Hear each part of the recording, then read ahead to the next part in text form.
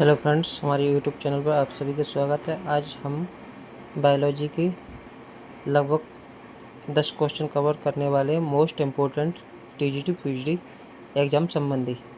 तो चलो देखते हैं।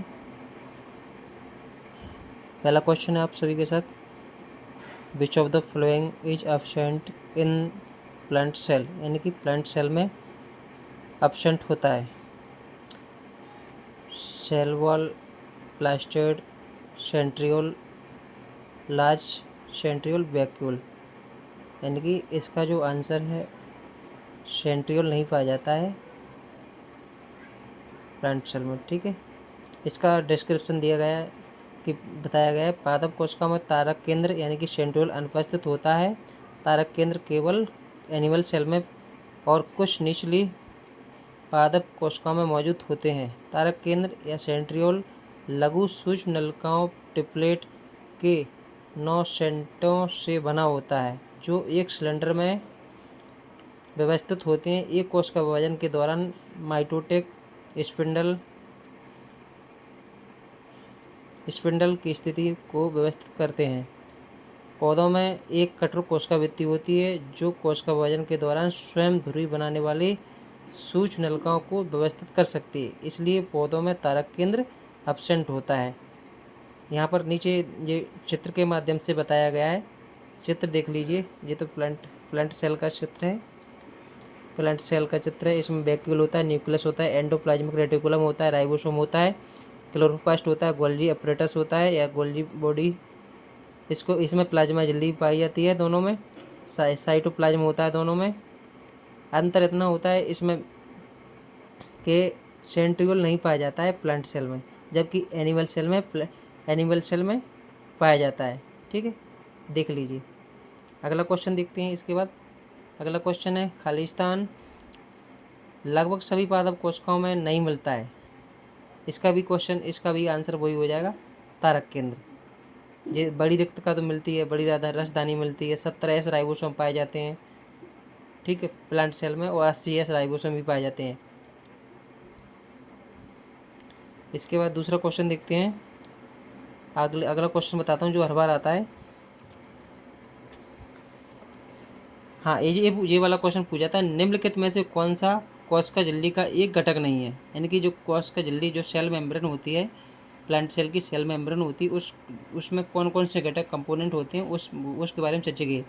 तो जो घटक होता है उसमें घटक यानी कि 3 चीज़ों से तो मिलकर बनी होती है। फॉस्फोलिपिड से बनी होती है, फॉस्फोलिपिड से बनी होती है, फॉस्फोलिपिड से बनी होती है, और ग्लाइकोलिपिड से बनी होती है, और कोलेस्ट्रॉल से बनी होती है। यानी कि जो न्यूक्लियर मेम्ब्रेन या प्लाज्मा झिल्ली होती है, वो 3 चीज़ों से मिलकर। लेकिन इसका जो आंसर है, जो प्रोलिन हो जाएगा। प्रोलिन से नहीं बनी होती है। ठीक है, यहाँ पर उसका डिस्क्रिप्शन दिया गया है। कोशिका झिल्ली 3 घटकों से मिलकर बनती है। लिपिड, प्रोटीन, कार्बोहाइड्रेट, यानी कि 3 चीज़ें होती हैं।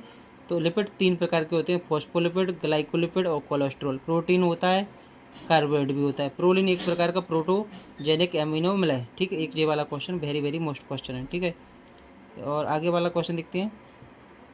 इसमें पूछा गया है कि हैच स्लेक चक्र में कार्बन डाइऑक्साइड का प्राथमिक एक्सेप्टर कौन है। यानी कि जो C4 चक्र है उसमें प्राइमरी एक्सेप्टर कौन कहलाता है। तो प्राइमरी एक्सेप्टर PEP, इसको हम फास्फोइनोल पायरुविक एसिड बोलते हैं। तो इसका क्या कहलाता है, प्राइमरी एक्सेप्टर कहलाता है, PEP बोलते हैं शॉर्ट में।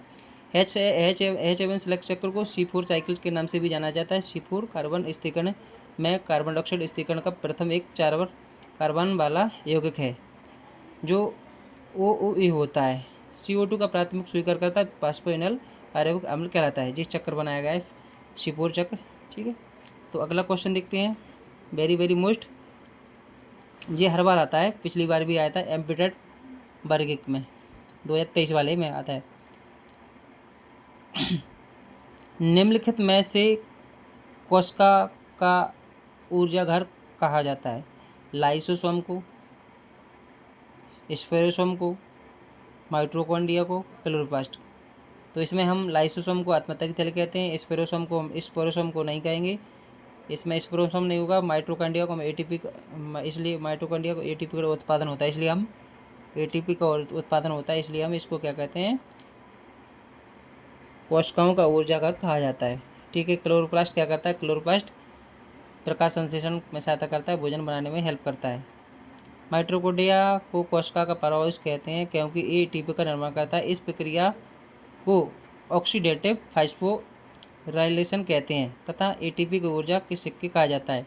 माइटोकॉन्ड्रिया सभी यूकेरियोटिक कोशिकाओं में, यूकेरियोटिक कोशिकाओं को साइटोप्लाज्म में पाए जाते हैं। यानी कि कहाँ पर पाए जाते हैं? जो यूकेरियोटिक सेल होती हैं उसमें पाए जाते हैं। ये साइटोक्रोम पाए जाने वाली झिल्ली बद्ध अंग है जो कोशिका के प्राथमिक अणु एटीपी उत्पन्न करते हैं। यानी कि क्या करते हैं? एटीपी का निर्माण करते हैं या उत्पन्न करते हैं। ठीक है, इसके बाद अगला क्वेश्चन देखते हैं। वेरी मोस्ट क्वेश्चन बताता हूँ क्योंकि दिए तो बहुत सारे हैं। हाँ, एक ये वाला क्वेश्चन पूछा जाता है कि कोशिका भित्ति रहित कोशिका क्या कहलाती है? जो मतलब बिना सेल वॉल के जो कोशिका होती है उसको हम क्या कहते हैं? तो उसको बोलते हैं प्रोटोप्लास्ट बोलते हैं। प्रोटोप्लास्ट एक या इसी को हम प्रोटोप्लाज्म बोल सकते हैं की खोज डोजार्डेन नामक वैज्ञानिक ने सन 1835 में की थी।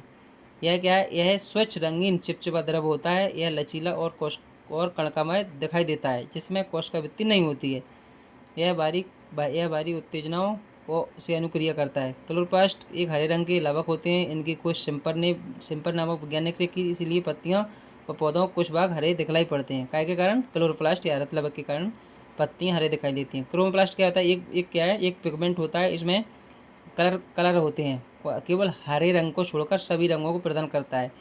साइटोप्लास्ट क्या करता है? एक क्या है? जीव द्रव का भाग होता है जो केंद्रक के चारों ओर से घिरे रहता है। प्रोटोप्लास्ट क्या होता है? प्रोटोप्लास्ट कोशिका झिल्ली में कोशिका द्रव, कोशिकांग एवं केंद्रक आते हैं। इस मतलब प्रोटोप्लास्ट में सभी अंग भरे रहते हैं।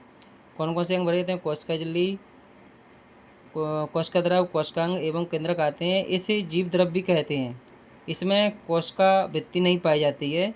प्रोटोप्लास्ट को डोजार्डेन सन 1800 में क्या कहा था? सकोट नाम दिया था, जबकि पुरकिंजे ने सन 1939 में इसका प्रोटोप्लास्ट नाम दिया। ठीक है, ये वेरी मोस्ट क्वेश्चन है। अगली वीडियो में अब फिर मैं 10 क्वेश्चन बनाऊंगा, तो बने रहिए, लाइक कीजिए, सपोर्ट कीजिए, सब्सक्राइब कीजिए। Thank you all of you.